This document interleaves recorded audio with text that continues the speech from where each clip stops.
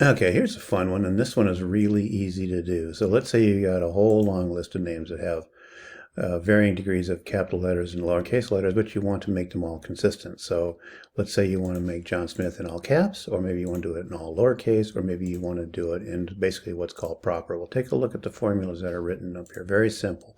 So in the case of John Smith, what you do is you go in here and you type in equals upper and then the cell that you want to change. And in this case, it will be uppercase. So if you click on that or hit the return key, you can see that it is now showing in uppercase. If you go over here to lower and just type in equals lower and the same cell number, in this case it's B2, it will do lower.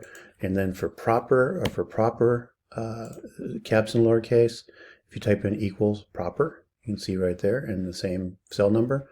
Now you get all variants of that. And if you go in here and just double click, you get the plus sign, double click, you see that they all now look the same. It's that simple.